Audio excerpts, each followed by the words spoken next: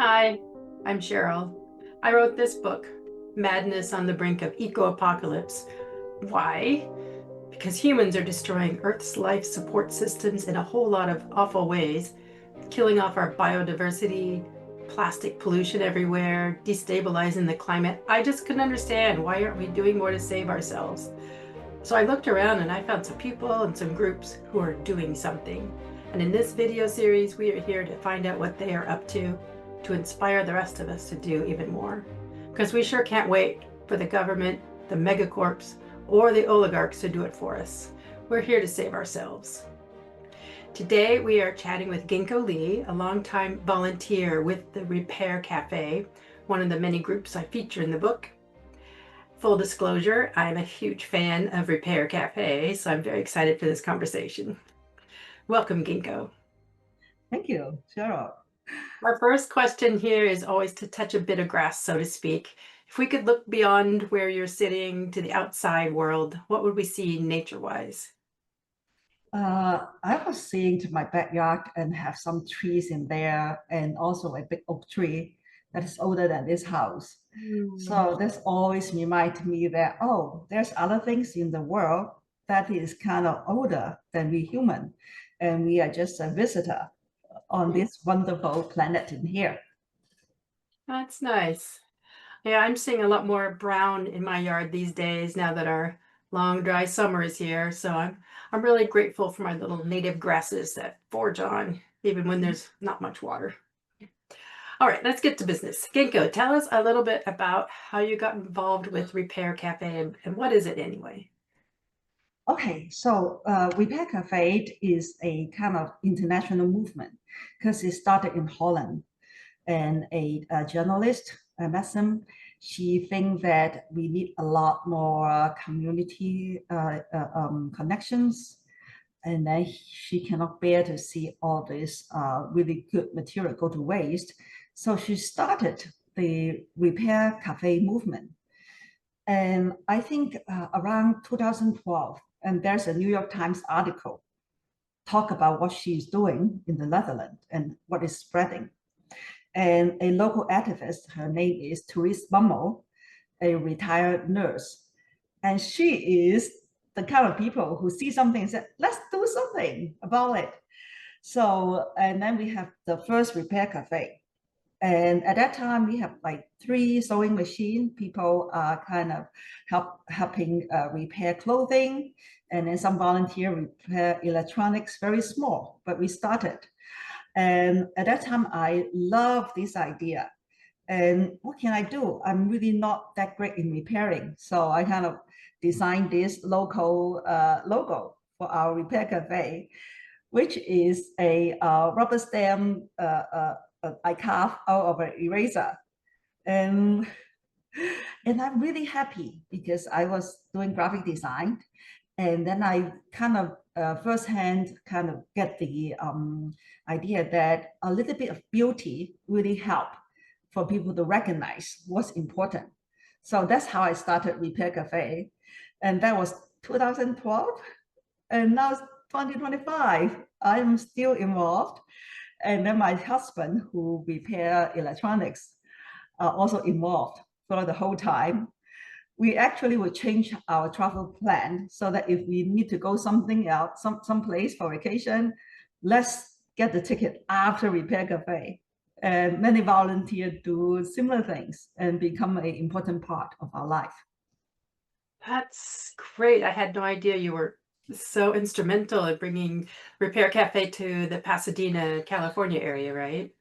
Yes, and we are actually we probably is the first one in the United States, and Oh, we are one of the biggest ones. And now there's over 250 or even more all across the country, and we are pretty excited about it. It's a very good idea, and I think more communities should have their own repair cafe. okay. So I know repairing stuff instead of buying new saves us a lot of money, but what are some of the other reasons why we should take the time to repair things?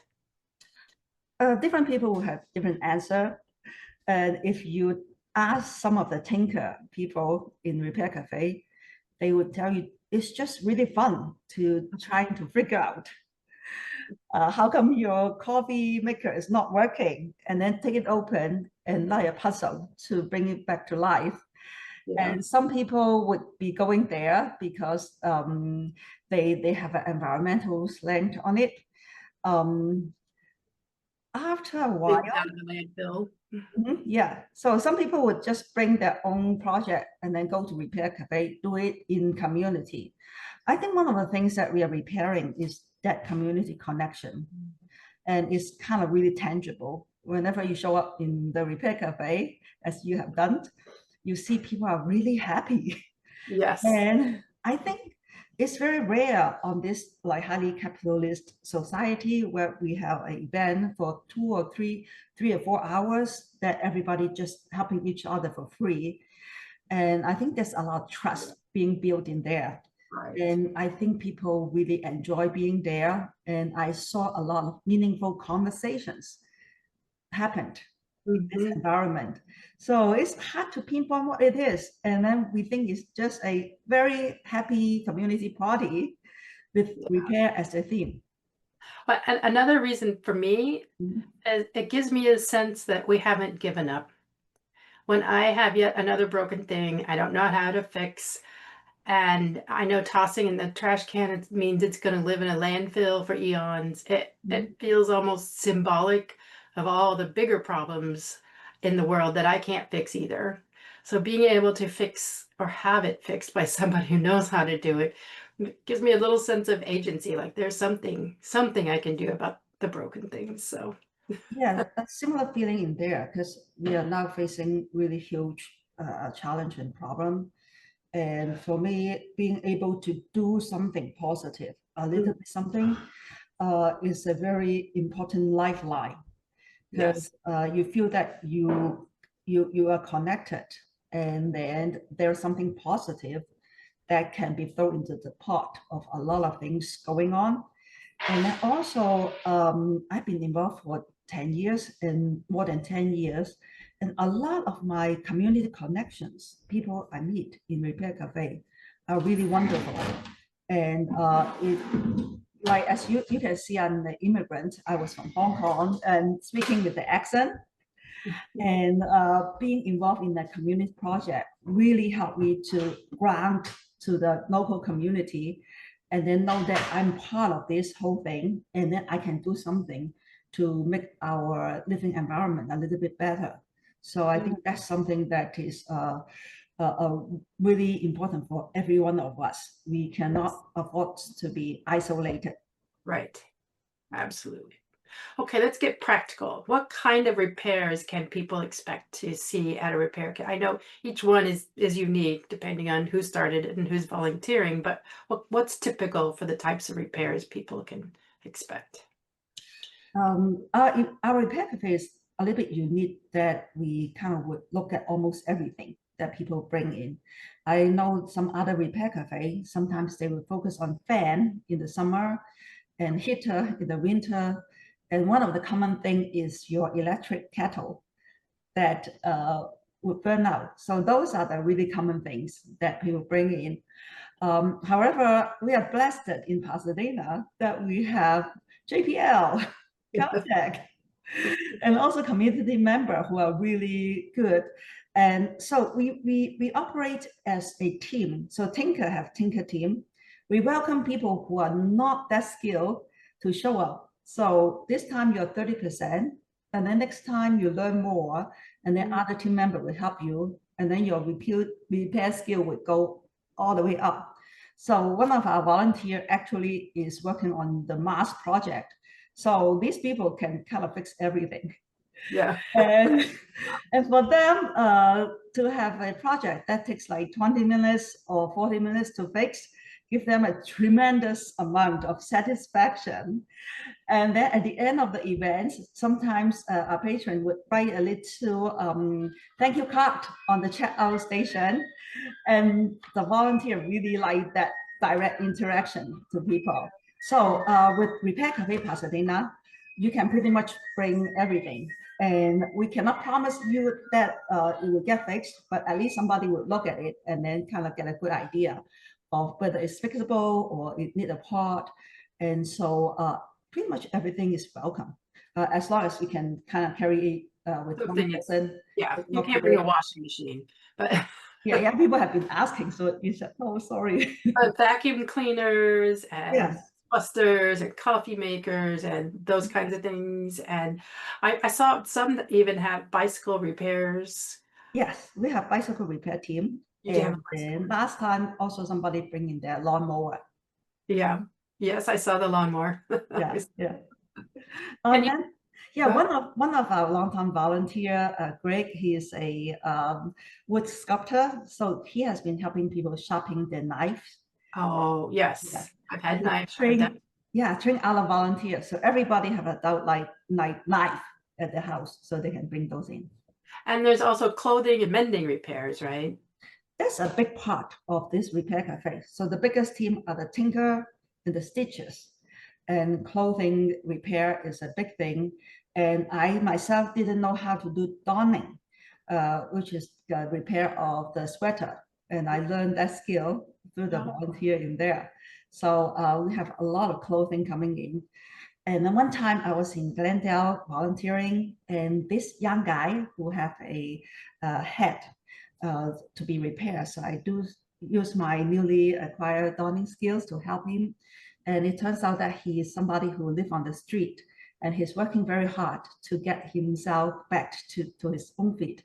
So I was very honored and happy to have that interactions and learn more about his life circumstances, and then talking face to face, and it really warmed my heart that I was be able to help in that way. yeah, that's great. Can you think of something unusual that someone has brought in for repair? Something surprising? Unusual. Okay. Um, I think one time we have a light that bring in, which is like this big, it's like 5 feet tall. And then they bring it here. It turns out is from uh, a historical place in Glendora called the Repair Castle. Oh, So it is something that is you don't find in a normal household. And right. so they come in, and then we fix that light for them, and then that create a connections. So a lot of community building kind of happens in that way. We meet people who are like-minded, and then so those connections are really good. Um, One thing is unusual is that we have the really free market where everything is 100% off. Since I think our community trusts the project, so sometimes you have really good stuff on the really free market, that when people are waiting to repair, they can go there and take what you need, and then leave everything that they no longer can use in a giftable condition. And for a new location, I encounter people ask me, I like this. Is it really free? I said, free, yeah. No, I need to pay something. Free? So it's just mind-boggling that Yeah, some stuff is free. And it's also the kind of cultural shift that I mhm. think we can all benefit from. Because like the whole mainstream is telling us we live in scarcity, but when you go into a repair cafe, another story emerged. I have people to help me fix stuff and care about my stuff. And then also the community have a lot of resources in the free market. So maybe we actually live in abundance, and only we need to connect with each other so that the abundance can flow around and flow through everybody in the community. That's beautiful. I know it is the first time I took something to be repaired, I felt like I needed, yeah, if not paid something, give something to that's just how our culture works. There's no such thing as a free lunch, Yeah. that kind of mentality. And it's just so awkward to say, okay, thank you, and just walk away with your fixed item. My friends is talking about that. The first time, it's like, these people, are they crazy? They Yeah. just fix my thing for free? What's going on? I I think I have suspicions, and that's my observation. I don't know whether how true it is. We have a lot of long-time volunteer that has been with us for over 10 years.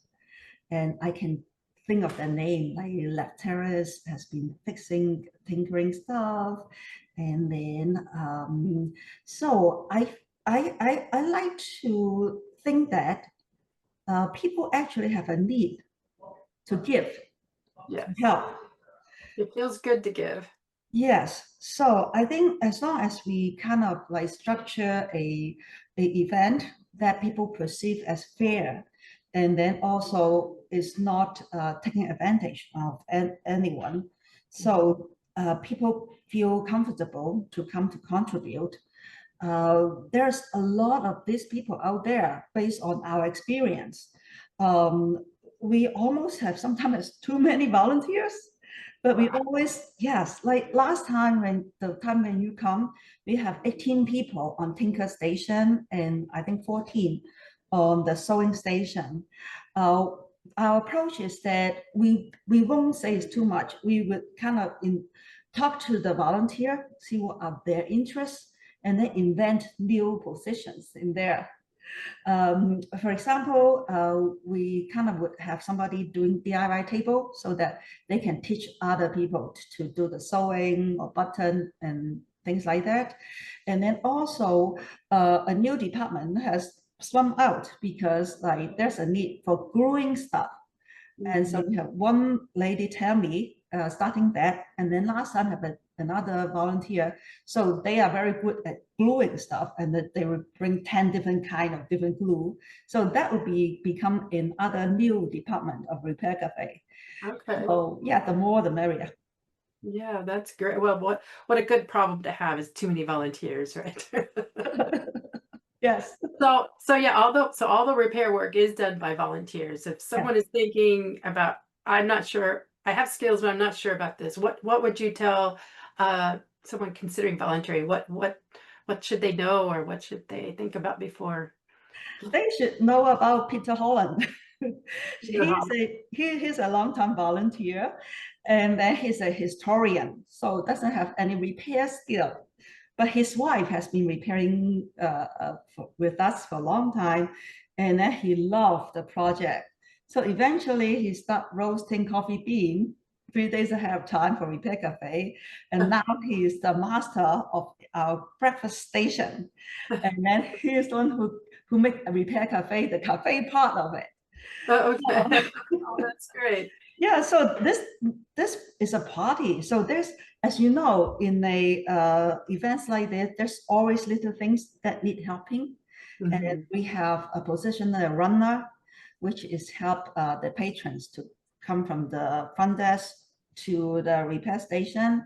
Right. And then also one time also there's somebody who's a lawyer. So he volunteered to look through your papers and resume or something.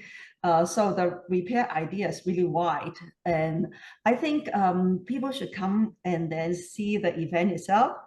And Mhm. then I'm sure you can see something and say, oh, there's a hole in there. I can be that person who take care of that and also talk to me, and then we can kind of figure out something. So do the volunteers supply all their own tools? I'm thinking like someone who sews but doesn't want to lug their heavy sewing machine with them. How Mhm. does that work? It works both way. Our repair cafe actually in unit that we operate almost on a zero budget. So we actually rely on all our volunteer to bring the tools. But Mhm. if you don't have something, the team probably would be able to kind of like provide some tools that they can use. And if sewing machine they don't want to bring, then they can come to do hand sewing or sometimes jump on the existing machine and do some of those other kind of sewing. Um, I think one thing important our project is very interesting. Uh, we didn't know that we can be operating with no budget at the beginning. So for first 3 years, we think, oh, maybe we need to get a nonprofit status and doing funding and things like that. And Mhm. after a while, we find out that, hey, we can host this pretty big project with so many volunteers. if we just organize ourselves together. And that's what we have been doing for like 12, 13 years now. And right now we kind of have a consensus that we also run as a social experiment, like how much we can get achieved with no money. And luckily, we has been doing it quite all right. One of the, I think, a turning point is that at the beginning, it's all one volunteer doing most of the organizing, and then it's kind of a recipe for burnout. And so at one point, there's some danger of this repair cafe not be able to continue. And I was one of those people that is not very organized. I'm kind of like an artist, and then but I love the project so much. So at that point, I think I kind of grabbed 5 people. So hey, we love this project. Why don't we kind of keep it going? So the 5 of us, some of us still engage, some move away. We just go to every place, 5 of us, and figure out all the pieces that needed. Like, for example, find the location liaison, communicating with the volunteer and then patron, and then graphic design and different things. And we split out the work. So that's another way for people to, that's another way for people to volunteer. yeah, These other skills, but you have social media skills or networking skills. yeah, Another way to volunteer. yeah, exactly. So right now I'm happy to report we have about 10 people who come to our core meeting. So we divided up all the tasks, and then we have one person have really good hosting meeting skill. And so he be the chairman. And then he always makes sure that after we discuss, and then we have the task assigned to everybody. So it's not too much for any one of us. And then so I think we kind of find a kind of resilient, sustainable method to run Repair Cafe Pasadena. And the good thing about this is that if we don't have funding, then nobody can cut our funding. Yeah. Beautiful. How do people find out if there's a repair cafe near them, if they're not in Pasadena? Not Pasadena. Right now, I know that Pasadena we have one, and then we have Glendale Library have a really consistent one. There's a Burbank also hosts Repair Cafe. There's a website for that connects the different repair. Right I'll put the link in the show notes, so I have. Yeah, I can put a link. I do not. I'm not aware of link for all these different places yet, but whenever the other places have Repair Cafe, like we will promote them on Repair Cafe Pasadena Facebook. So that's one way, and we are still in the process of all these things, kind of like mushroom, and then kind of get started. And Echo Park Repair Cafe, I think is the second or third event only, but since we have been around for a long time, so whenever a new Repair Cafe want to talk to us, we are happy to share our experience. One of our longtime volunteer is starting San Fernando Valley Repair Cafe. I think it's about the second or third event. So as you recognize, it's a good thing. So it's spread People can out. contact you. I know you do some speaking about Repair Cafe and what it is, and encouraging other people to participate, right? Yeah, yes. I do some speaking, starting sometimes in university and community group. And then my biggest thing is that I think it should be a small local thing, and every community actually have a lot of skilled people who can do a repair cafe. So all you need is like 2 or 3 organizer coming together. So you have the idea, repair cafe, and then you have the volunteer who also most of the time can bring in their tools. Yeah. And then after you have these two, I find out that we are lucky that a lot of local organization, church, senior center, they would be happy to provide free location. Then you can have your first repair cafe. I've seen them in library, a large a large library that had a meeting room, and Yeah, also a local craft store that had a large crafting space. So there's a lot of, I'm sure there has to be some thought put into where you can host these people, but there's a lot yeah. of places to consider. Yeah. Is there anything else that you want people to know about Repair Cafe that I haven't asked you? And it's not difficult to start. Don't like our current Repair Cafe is pretty big, have a lot of different departments. When we started, it's very small. And I think the main thing is that now we see it as a community party that is very joyful. Because like one of the things that I think is very good things to think about is that we face really challenging situation out there, and but at the same time we have to host a joyful party so more people can join us. Yes. And then also, yeah, with Repair Cafe, it's actually a lot of fun to live in an environmental way. It doesn't need to be some feeling of deprivation. It's actually a Yes. rich experience. Right. I love that. Thank you so much for chatting with me today, Ginkgo. Thank I you. appreciate all the more what Repair Cafe offers and does right now. So thank you for sharing your perspectives. If you enjoyed this conversation, please give us a thumbs up and subscribe if you'd like to hear from more community change makers. You can also read about more groups in my book, Madness on the Brink of Eco-Apocalypse. And finally, if you have a group you recommend for this conversation series, please be sure to message me. We want to give a voice to all who are caring for people, plants, and critters because, again, we cannot wait for the government, the megacorps, or the oligarchs to do it for us. We're here to save ourselves.